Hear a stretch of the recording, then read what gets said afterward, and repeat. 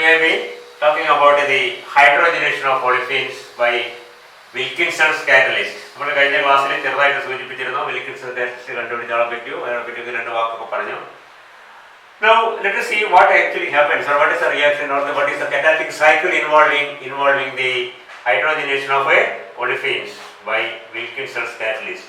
Wilkinson's catalyst എന്ന് പറഞ്ഞാൽ it is a rhodium complex.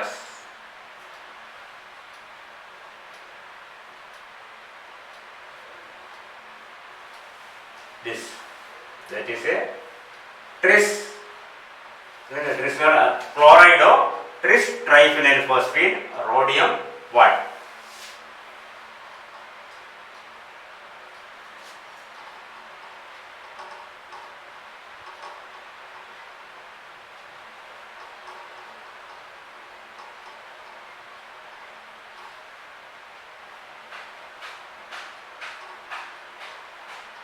Rhodium 1. Chloride of tris triphenyl phosphine rhodium 1, that is a rhodium complex. Rhodium is in the cobalt group, so it is a rhodium 1 so it is a D8 species. D8 square planar complex are usually cysteine electron species. You can see this is something like this RH with 4 ligands, square planar arrangement with 3 phosphine ligands and 1 chloride ligand. Triphenyl phosphine is a neutral molecule, and as you can see rhodium is +1, chlorine is -1, so as such this complex does not bear any charge. It is a neutral complex. Okay, ഇതാണ് നമ്മുടെ വിൽക്കിൻസൺസ് catalyst എന്ന് പറഞ്ഞ സാധനം. ട്രൈഫിനൈൽ phosphine chloride ട്രൈഫിനൈൽ phosphine rhodium 1. ഇതാണ് നമ്മുടെ hydrogenation of ഒളിഫീൻസിനെ എന്ത് ചെയ്യുന്നത്, catalyse ചെയ്യുന്നത്. ഹോമോജീനിയസ് catalysis ആണ്. This is solution.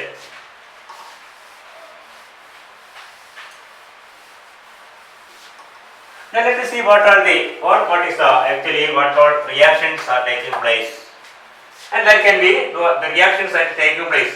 നമുക്കറിയാം നേരത്തെ പറഞ്ഞിട്ട് റിയാക്ഷൻ തുടങ്ങി അവസാനിക്കുമ്പോൾ നമ്മൾ കാറ്റലിസ്റ്റ് വീണ്ടും ഉണ്ടായിക്കൊണ്ടേയിരിക്കും. അതിനിടയ്ക്ക് റിയാക്ടിന്റെ പ്രോഡക്റ്റ് ആയി മാറും and the catalyst is regenerated.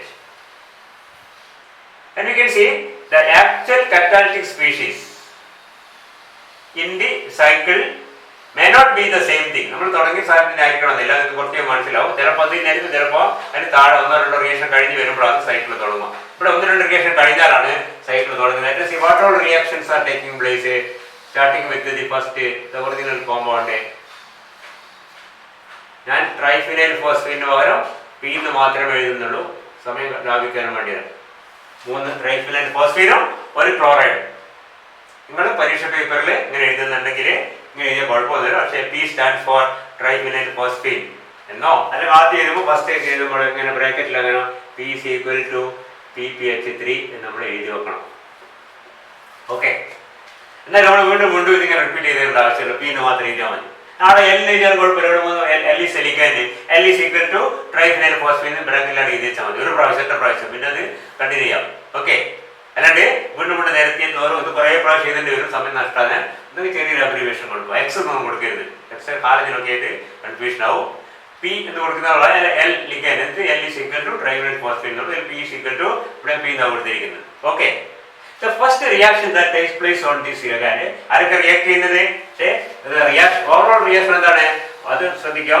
Overall reaction is RCH2 plus H2 in the presence of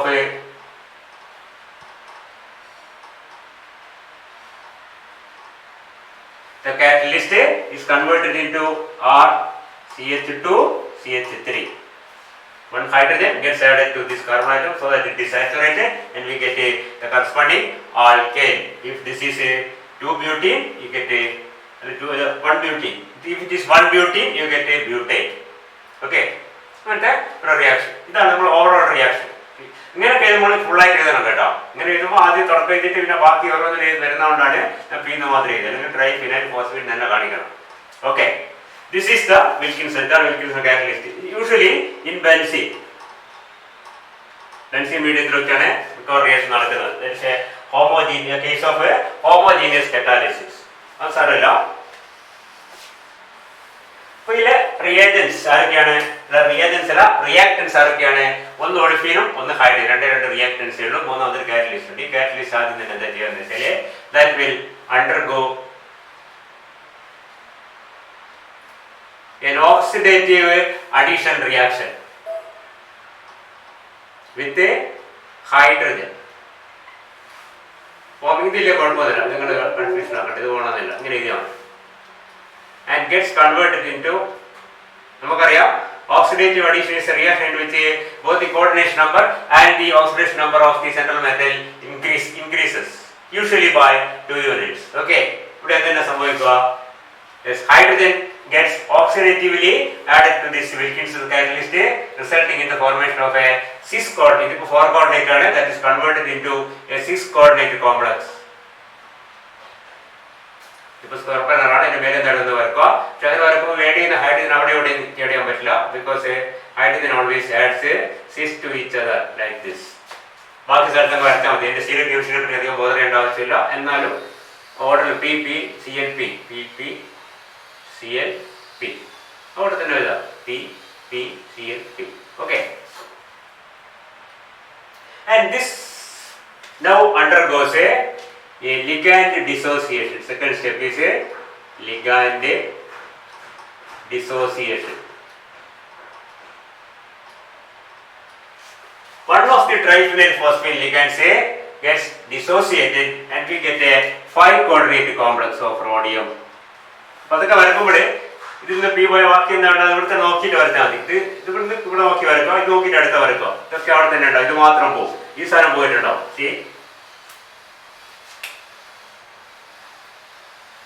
ഈ സാധനം റിമൂവ് ചെയ്യപ്പെടും. And we get RH Cl H. A 5 coordinate complex is formed. ഒരു കാര്യം ശ്രദ്ധിക്കുക, if you notice the electron count, you can see this is a 16 electron species. ഇവിടെ 16 electron ഉണ്ടാവും. അല്ലേ?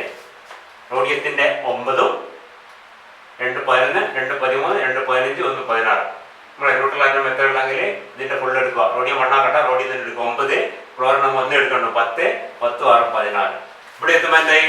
അതിന്റെ കൂടെ ഇതാ 1 1 2 കൂടി this is A 18 electron species. Isn't it? Now അതിൽ 2 പോയി, again this is a 16 electron species. ഈ ഫിനോമിനൻ നമുക്ക് മിക്കവാറും എല്ലാ കാറ്റാലിറ്റിക് സൈക്കിളും കാണാം. The alternating between 16 electron species and 18 electron. അപ്പോൾ തുടക്കത്തിൽ നമ്മൾ 18 electron species സിഗ്നിഫിക്കൻസും 16ന്റെ സിഗ്നിഫിക്കൻസ് ഒക്കെ പറഞ്ഞിട്ടുണ്ട്. അത് വളരെ ക്ലിയർ ആയിട്ട് അവിടെ കാണാൻ പറ്റും. മനസ്സിലായില്ലേ? 16 ഒരു 15 ഇലക്ട്രോണോ ഒരു 19 ഇലക്ട്രോൺ സ്പീഷീസ് നടക്കുകയാണെങ്കിൽ കാണില്ല. മനസ്സിലായില്ലേ? 18 16 18 16 ചിലപ്പോൾ 2 പിന്നെയും കുറഞ്ഞു, അതപ്പോൾ മനസ്സിലാവും. എനിവേ, അപ്പോൾ ആദ്യത്തെ 2 സ്റ്റേജ് കഴിയുന്നതോടുകൂടി first stage oxidative addition, second stage dissociation, we get the actual catalytic species. ഇതാണ് ഇതിന്റെ യഥാർത്ഥത്തിലുള്ള കാറ്റലിറ്റിക് സ്പീഷീസ് എന്ന് പറയുന്നത്. കാറ്റലിസ്റ്റ് എന്താണ്? ഇത് തന്നെയാണ്. പക്ഷേ ഇതിൽ വീണ്ടും വീണ്ടും ഉണ്ടായിക്കൊണ്ടിരിക്കുകയും ഇതായിരിക്കും. That is the 5 coordinate complex with 2 phosphine ligands, 2 hydrogen ligands and 1 chloride ligand. And it is a rhodium 3 complex. ഇത് rhodium 1 ആണ്, ഇത് rhodium 3 ആണ്, ഇതും rhodium 3 ആണ്. ഇത് 1 ഉം 3 ആയതുകൊണ്ടാണ് 2 ഹൈഡ്രൈഡ് ലിഗൻസ് വന്നു. സ്വാഭാവികമായിട്ട് റോഡിയം 3. പിന്നെ ഇതും 3 ആയിരിക്കുന്നതാണ്. ഇവിടുന്ന് പോയവരാണ് ഫോസ്ഫീൻ ആണ്, ന്യൂട്രൽ ലിഗൻ. ന്യൂട്രൽ ലിഗൻ പോയി കഴിഞ്ഞാൽ ചാർജിൽ മാറ്റമൊന്നും വരില്ല.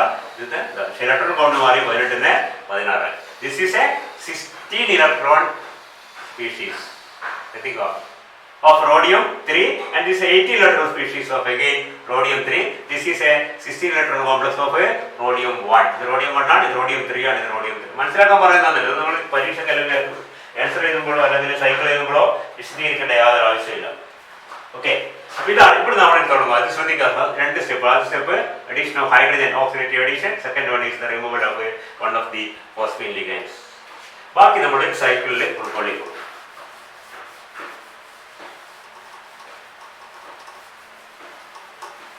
You can see that this catalytic species, actual catalytic species is the rhodium complex 1 2 3 4 5. ആരൊക്കെയുള്ളത്? Hydrogen, hydrogen, phosphine, chlorine, again phosphine. ഇതിന്റെ അടുത്ത സ്റ്റെപ്പിൽ സംഭവിക്കുന്നത് നമ്മൾ സൈക്കിളിലേക്ക് കൊണ്ടുവിളിച്ചാൽ you can see that first reactant ഇവിടെ കയറി കഴിഞ്ഞ് ഹൈഡ്രജൻ അടുത്തത് R C H C H to.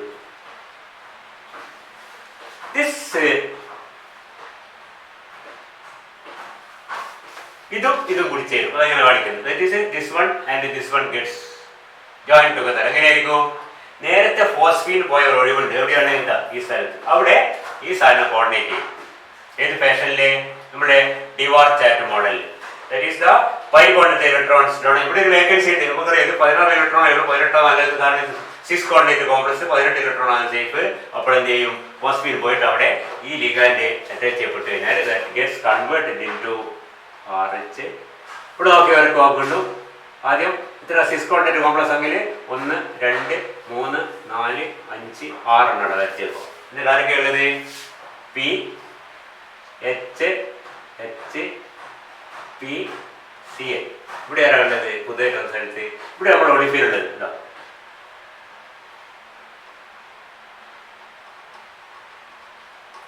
Olefin gets coordinated at the vacancy created by the removal of one of the phosphine ligands. Okay. So that is a substitution reaction. Actually, രണ്ട് step കൂടി ligand dissociation and substitution. Dissociated phosphine പോയി അവിടെ olefin വന്നു. Okay. The next stage is a 1,2 insertion. You know 1,2 insertion of olefins. നമ്മൾ നേരത്തെ കണ്ടു കഴിഞ്ഞു. The olefin get inserted between the rhodium and one of the hydrogens. One of the hydrogens ഏത് hydrogen ആയിരിക്കും? The hydrogen which is cis to the olefin. ഇത് നേരം trans ആണ്. ഇത് 4 സിസ് ആണ്. മനസ്സിലാകുന്നുണ്ടോ? അപ്പോൾ അവിടത്തേക്ക് ഇത് രണ്ടും കൂടി ജോയിൻ ചെയ്തിട്ട് ഇവിടത്തേക്ക് എന്താ മാറുന്നത്? ഈ RH-നും H-നും ഇടയ്ക്കേക്ക് ആര് കയറും? olefin കയറും. 1,2 insertion. 1,2 insertion എപ്പോഴും ഇത് 1 ആയിരിക്കും, ഇത് 2 ആയിരിക്കും. Because a bulky group cannot approach rhodium. It is easier for this non-sterically hindered CH2 group to approach rhodium rather than the bulky alkyl group. സ്വാഭാവികമായിട്ട് ഇങ്ങനെ വരുമ്പോൾ ഏത് എന്തിനാണോ സ്റ്റെറിക് ഹിൻഡ്രൻസ് കുറവ് ആ എന്തായിരിക്കും ആ മെറ്റലിനോട് ചേർന്ന് വരിക. അത് ഒരു കോമൺ റൂളാണ്. And we can see that it is converted into. അപ്പോൾ ഇതും ഒഴികെ ബാക്കിയാണ് വരുമ്പോൾ RH പി എച്ച് അവിടെ നോക്കട്ടെ P C L. Okay. Now ഇവിടെ ആരാ ഉള്ളത്? ഇവിടെ ഉള്ളത് ഈ എച്ചിന്റെ ഇടയ്ക്ക് ഇതാ CH2 CHR H. അവിടെ H അങ്ങ് അറ്റത്തേക്ക് പോകും. 1,2 എഡീഷൻ. ഇതിന്റെ ഇടയ്ക്കേക്ക് ആദ്യം CH2 പിന്നെ CHR ഏറ്റവും അറ്റത്ത് H. CHR H എന്ന് പറഞ്ഞാൽ എന്താണ്? CH2R എന്നർത്ഥം. അപ്പൊ എന്താണ് ഇവിടെ ഉണ്ടാവുക? CH2R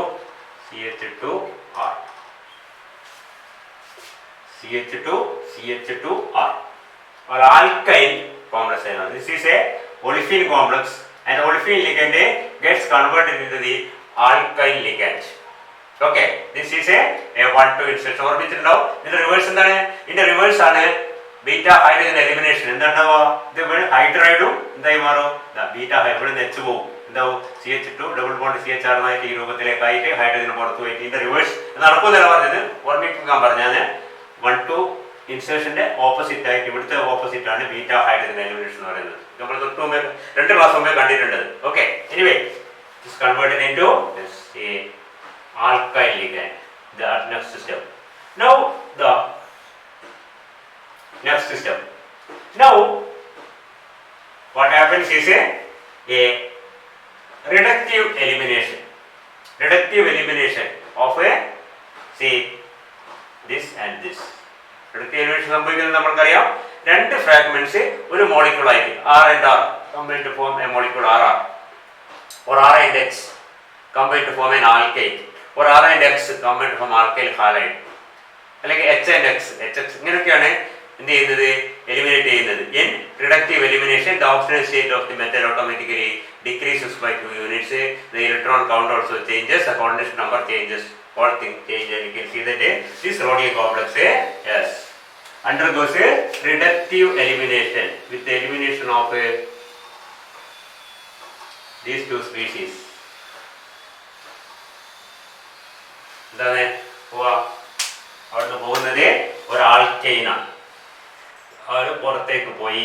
ബാക്കി എന്താ ഉണ്ടാവുക? RH. വളരെ കുറഞ്ഞ ലിഗൻസ്, 3 ലിഗൻസ് ബാക്കി കാണുന്നുള്ളൂ, അതേ ഉള്ളൂ. PCl P. പുറത്തേക്ക് പോയത് എന്താണ്? CR CH2 H എന്തായി? CH3 ആയി. R CH2 CH3. Okay, R CH2 CH3 is eliminated.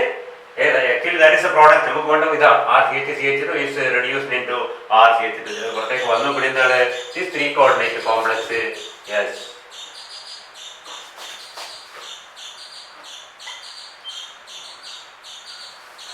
takes 1 hydrogen in the next oxidative addition system. എന്താ കിട്ടുക? 2 ഹൈഡ്രജൻ സിസായിട്ട് ഇതിനോട് ചേർന്നിരിക്കുക. RH ഇവിടെ PCl 2 5 കോർഡിനേറ്റ് കോംപ്ലക്സ് ഉണ്ടായി. അതാണ് ഞാൻ പറഞ്ഞത്. ഇതാണ് ആക്ച്വൽ കറ്റാലിസിസ്. ഇത് പിന്നെ എന്താണ്? പിന്നെ വീണ്ടും ഒളിഫീൻ എടുക്കും. ഇങ്ങനെ കണ്ടിരുന്നുണ്ട്. ഇവിടുന്ന് പിന്നെ ആദ്യത്തെ ഹൈഡ്രജൻ നമ്മൾ അഡീഷണൽ കാണിക്കുന്നേ ഉള്ളൂ. പിന്നെ എന്താണ്? ഇവിടുന്ന് ഒരു ഒളിഫീൻ കയറും, ഇവിടുന്ന് ഒരു ഹൈഡ്രജൻ കയറും. സൈക്കിളിലേക്ക് ഇങ്ങനെ കറങ്ങിക്കൊണ്ടേയിരിക്കും. അതുകൊണ്ട് reaction will go on until the olefin is saturated and we get the corresponding alkane. Okay. ആദ്യത്തെ 2 സ്റ്റെപ്പ് മറന്നു വരുന്നത്. First step is the oxidative addition of hydrogen and second step is the removal of a triphenyl phosphine leading to the formation of this bicarbonate complex. This is the actual catalytic species. Catalyst എന്ന് വെച്ചാൽ എന്താ പറയുന്നത്? Catalyst is say RCl BP3 or chloride of triphenyl phosphine rhodium ആണ് അതാ ചേർക്കുന്നത്. പക്ഷെ അത് തുടക്കത്തിൽ തന്നെ അത് ഹൈഡ്രജൻ ചേർന്ന് ഫോസ്ഫീനെ എലിമിനേറ്റ് ചെയ്ത് ഈ പറഞ്ഞ സ്പീഷീസ് ആവും. പിന്നെ ഇവനാണ് കളിക്കുന്നത്, മറ്റോ പോയി. പിന്നെ ഇതാണ് ഉള്ളതായിട്ട് അതിങ്ങനെ മാറിക്കൊണ്ടിരിക്കും. And we can see that this is the first reactant and this is the second reactant and this is the product. Okay. See, this is the reactant 1. This is the reactant 2 and this is the product.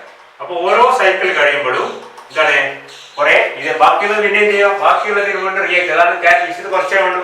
ഈ കുറച്ച് എന്ത് ചെയ്യും? ആദ്യം കുറച്ച് ഒളിഫീൻ എടുത്ത് ഈ പറഞ്ഞ സൈക്കിളിൽ കൂടി കടന്ന് പ്രോഡക്റ്റ് ഉണ്ടാക്കി വീണ്ടും ഹൈഡ്രജൻ എടുത്ത് വീണ്ടും ഇങ്ങനെ വീണ്ടും ഇതുണ്ടായി വീണ്ടും എന്തായി ഒളിഫീൻ എടുത്ത് ഇങ്ങനെ റിപ്പീറ്റ് ചെയ്തുകൊണ്ടിരിക്കും. So this process will go on with a comparatively low quantity of this reagent or the catalyst, that is a Wilkinson's catalyst. Wilkinson's catalyst എടുത്ത് തുടങ്ങി ഹൈഡ്രജൻ ചേർന്ന് ഉടനെ തന്നെ ഫോസ്ഫീൻ വിട്ട് കഴിഞ്ഞിട്ടുണ്ടാകുന്ന സ്പീഷീസ്. നമ്മൾ ചേർത്ത കോമ്പൗണ്ട് നമ്മൾ അതിലേക്ക് ആഡ് ചെയ്തിരിക്കുന്ന വിൽക്കിൻസൺ കാറ്റലിസ്റ്റ് എന്നുള്ള മോളിക്യൂൾ കംപ്ലീറ്റ് എന്തായി മാറിയിട്ടുണ്ടാവും? 20. കാരണം ഹൈഡ്രജൻ ആണ് പാസ് ചെയ്യുന്നത്. ഹൈഡ്രജൻ എടുത്ത് കഴിഞ്ഞാൽ 20 മാറും. അതിങ്ങനെ കണ്ടിന്യൂ ചെയ്യും. അപ്പൊ അത് ഫസ്റ്റ് 2 സ്റ്റെപ്പ് വിട്ട് കഴിഞ്ഞാൽ പിന്നെ ആകെ എന്തേ ഉള്ളൂ? 1 2 3 4 സ്റ്റെപ്പ്. ഈ 4 സ്റ്റെപ്പ് ആദ്യത്തെ 2 സ്റ്റെപ്പ് ആയാലും 6 സ്റ്റെപ്പ് ആയാലും 6 സ്റ്റെപ്പ് നമുക്ക് വളരെ പരിചിതമാണ്. First step is oxidative addition, second step is ligand dissociation, third step is the ligand coordination. രണ്ടും കൂടി ചേർന്ന് സബ്സ്റ്റിറ്റ്യൂഷൻ എന്ന് പറഞ്ഞാൽ അത് ശരിക്കും. കാരണം ഫോസ്ഫീൻ പോയിട്ട് അവിടെയാണ് ഒളിഫീൻ വരുന്നത്. ഇതൊക്കെ വേറെ പറയാം. Second step is the ligand dissociates, third step is the olefin coordination, fourth step is 1-2 insertion. We are very familiar with that 1-2 insertion. Then fifth step is again very familiar, reductive elimination. And the last step is again an oxidative addition resulting in the regeneration of the catalytic species. Okay, which continues the cycle. Okay. ഇതാണ് നമ്മുടെ Wilkins. ഇത് ശരിക്കും പറഞ്ഞാൽ ഇതിൽ ആകെയുള്ളത് എന്താണ്? ഇതിന്റെ ഒരു മിനിയേച്ചർ രൂപം ഞാൻ പറയുകയാണെങ്കിൽ ആദ്യം നമ്മുടെ കാറ്റലിസ്റ്റ്, ദെൻ കാറ്റലിസ്റ്റ് ഹൈഡ്രജൻ ചേർന്ന് അഡീഷൻ ഉണ്ടായി. പിന്നെ ഒരു ഫോസ്ഫീൻ വിട്ട് മൂന്നാമത്തേക്ക്, അതാണ് ഈ കാണുന്ന സാധനം. പിന്നെന്താണ്? പിന്നെ നാലാമത്തേത്, അഞ്ചാമത്തേത്, ആറാമത്തേത്. ഇത്രയുള്ള സാധനങ്ങൾ നമ്മൾ ആലോചിച്ച് കഴിഞ്ഞാൽ 1ഉം 2ഉം നമ്മൾ ഇതിൽ കാണുന്നില്ല. നമ്മൾ നേരത്തെ വരച്ചത് മനസ്സിലായില്ലേ? 3 ഈ കാണുന്നത്. 3 നാലാമത്തേത്, മൂന്നാമത്തേത്. നേരെ നോട്ടിൽ ഞാൻ പ്രത്യേകം വരച്ചിട്ടുണ്ട്. ഈ നമ്പർ ഒന്നും ഇട്ട് നോക്കേണ്ട ആവശ്യമില്ല, നിങ്ങൾക്ക് മനസ്സിലാവണം. നാലാമത്തേത് ഇതാ, ഇത് നാലാമത്തേത്. സോറി, 4 വട്ടം 2 പോയി 4. പിന്നെന്താണ് ഇതാ, ഇത് അഞ്ചാമത്തേത് 5. പിന്നെന്താണ് ഇത് ആറാമത്തേത്. ഈ 6 ഉള്ളൂ അല്ലേ, 7 ഇല്ല, 6 കഴിഞ്ഞാൽ കയറും. 5, 6, 7ാമത് ഉണ്ടാകുന്നത് എന്താണ്? പിന്നെ നമ്മളെ ഇതാ ഇതില് ഇവിടെ കയറുന്നത് നമ്മളെ ഒളിഫിൻ, ഇവിടെ കയറുന്നത് നമ്മുടെ ഹൈഡ്രജൻ. ഓക്കെ, ഇവിടുന്ന് പുറത്തേക്ക് വരുന്നത് എന്താണ്? 5നും 6നും അടുക്ക് പുറത്തേക്ക് വരുന്നത് നമ്മുടെ പ്രോഡക്റ്റ്. ഇത്രയും കാര്യങ്ങളുണ്ട്. ഒരു ബ്രീഫായി ഇങ്ങനെ പഠിച്ചിട്ട് കാര്യമില്ല, ഇതോടെ മനസ്സിലാക്കണം. ഇങ്ങനെ ഇവിടെ ആഡ് ചെയ്യുന്നത് എന്താണ്? Oxidative addition, then ligand dissociation, then ligand coordination, then 1,2 insertion, then reductive elimination, then oxidative addition. നമുക്ക് ഇത്രയും കാര്യങ്ങളേ ഉള്ളൂ. Okay, clear? അപ്പോൾ ഇതാണ് നമ്മുടെ വിൽക്കിൻസൺസ് കാറ്റലിസ്റ്റിന്റെ കാറ്റാലിറ്റിക് സൈക്കിൾ. നിങ്ങൾ ഇത് പോലെ പഠിക്കേണ്ട, കാരണം ചിലപ്പോൾ ചോദിക്കാം പരീക്ഷയിൽ. The reaction involved and explain the reaction. ഓരോ റിയാക്ഷൻ ഇൻവോൾവ് ചെയ്ത് എക്സ്പ്ലെയിൻ ചെയ്യാം. ആദ്യത്തെ ഓക്സിഡേറ്റീവ് അഡീഷൻ, രണ്ടാമത്തെ ഇതാണ്, മൂന്നാമത്തെ ഇതാണ്, അങ്ങനെ എക്സ്പ്ലെയിൻ ചെയ്യാം. Okay, and we can see that വായിക്കാണ്.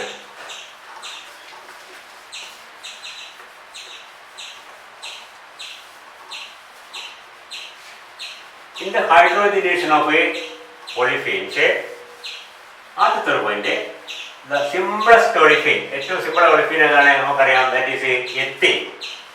Ethene cannot be hydrogenated by using this catalyst. Ethene forms a stable complex with say Wilkinson's catalyst. It does not react further, so that ethene is not possible to be hydrogenated using Wilkinson's catalyst. Ethene ചെയ്യാൻ പറ്റില്ല.